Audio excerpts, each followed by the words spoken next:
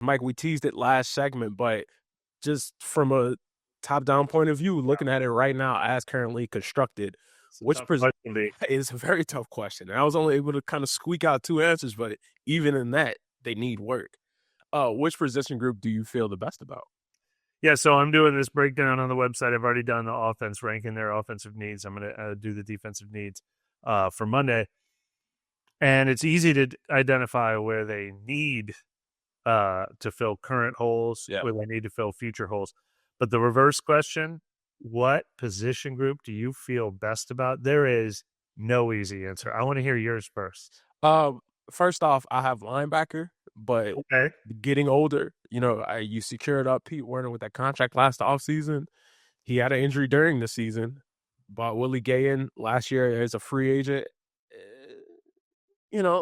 On a one-year deal, so yeah, they would need to bring him back. He's a free agent if they want to bring him back again. exactly. The energy was pretty good, but you started rotating people like Anthony Orgian, and then it gets kind of thin from there. DeMichael Jackson, he has some decent snaps, but no real true answer outside of after DeMario Davis walks away from the game. And he's 36 years old. I know age doesn't matter with DeMario Davis. Yeah. But, man, the position, and I get it. That's a contender. I considered linebacker too.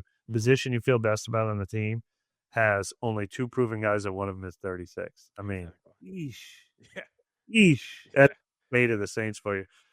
I considered receiver, even though I think there's a huge need for a receiver. They do have Chris Olave and Rashid Shaheed.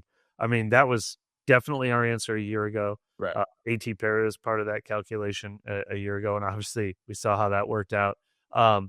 But, I mean, now Chris Olave is dealing with the concussion issue, which hopefully he puts behind him. But they're going to have to pick up his fifth-year option. Already, he's a year away from the fifth-year option, 2 years away from free agency. Rashid Shaheed is already going to be a free agent after this next season. He's been dealing with significant injury issues. So I like that they have two of their 10 best players in one position group, and they're young, and both potential superstars. So the receiving core has holes to fill, plural, but that's one that's a candidate. I could kind of say corner, even with Marshawn Lattimore gone. At least they've invested 2-round picks in Kool-Aid McKinstry and Alontae Taylor. Although Alontae Taylor has just 1 year left on his deal, and he still hasn't shown the consistency they need to see to prove he's going to get a second contract. But I lean toward the positions where they at least have young talent, and that is not a lot of them. Had a glitch going right quick, but we're back. But just continue talking about the position groups. I was going to put corner in my top two. They're in my top three, but Paulson Adebo, we saw yesterday, he put out a video of him doing backflips, like he's speed and doing cuts and working on speed ladders and different things like that, but he's not signed on the roster. Yeah, and who's seeing those videos is all the other teams that have more money to spend than this. Exactly. So now that's just blood in the water of, Eddie, pay me my money, or you see what I could do. You see how fast I've came back. And even last year with the pass interference penalties he had, he still was a hard player. He still was a tough player. He still, his body of work kind of spoke for him. And he'll make up for it with an interception kind of when you need it. So, yeah, doesn't he ever? Yeah, look, I think he's going to get priced out of New Orleans. I really do. I thought maybe, the injury, broken femur, for crying out loud, would kind of take the spotlight away from him. Maybe they get him back on a 1-year prove-it deal, kind of affordable.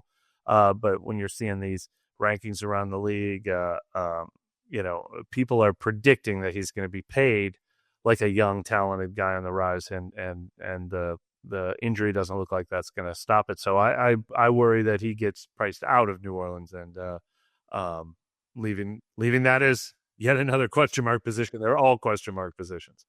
Yeah, for sure. And going back to the top three, linebacker, cornerback at third.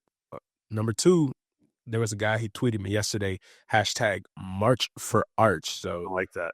You already know what time it is with that. I was going to respond to him, but I said, okay, let's save it for the show, because it is a good point. He was saying how, you kind of have to draft Genty in that position. And then look, I'm not anti-Genty. I'm not a Genty non-believer, but I think that there are more pressing issues on the table that the Saints need to address when you still have a viable running back in the stable already to be able to go out there. That's your number 2? Yeah, running back is my number 2. Just because the skill of AK is so high, you know what I mean? To kind of where, yeah, even though under him it gets kind of murky on what will Kendrick be? You just cut Jamal Williams. Are you bringing Jordan Mills back? You know, you got Clyde Edwards-Helaire on a 1-year contract, but kind of what is he going to be? AK's skill kind of supplements almost for 2 players in one. So just to recap, the position you feel best about is the one with the 36-year-old linebacker, and number 2 is the one with the 30-year-old running back. But look, and in the Saints, and I don't disagree with you. I consider running back too, partly because that's a position where one guy can make all the difference in Alvin. 1 year, definitely, I feel good about Alvin this year.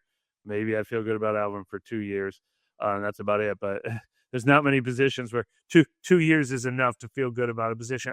And look, I'm not as betting the don't pass line as you are on Ashton Genty, but I am definitely still on the man. It's hard for me to believe that a running back changes everything for a team that needs everything. Like I don't think you can get the defensive end you need in round 3. I don't think you can get the potential future left tackle, left guard, right tackle, you know, if you want to move some pieces around. I don't think you get that transformational player in round 3. I do think you can get a running back. They have 2 third-round picks. They have 2 fourth-round picks. I think if you use one of those on a really good running back, and now you've got Alvin, you've got a third-round pick, and you've got Kendre, who's getting a fresh start, you know, maybe there's enough to work with there. There's so many other positions that I don't feel like they're that close to have it enough to work with. For sure. And not comparing these 2 players, but it's just funny because when I was watching Genty, because I want to be well versed in my opinion. When I was watching some of his Boise State film, you know, after that YouTube has the autoplay, next thing that came up was Ollie Gordon. And I'm like, yeah, I don't know if he's going to be no 3rd-round pick, but later rounds, if you have somebody like that on the board, get him.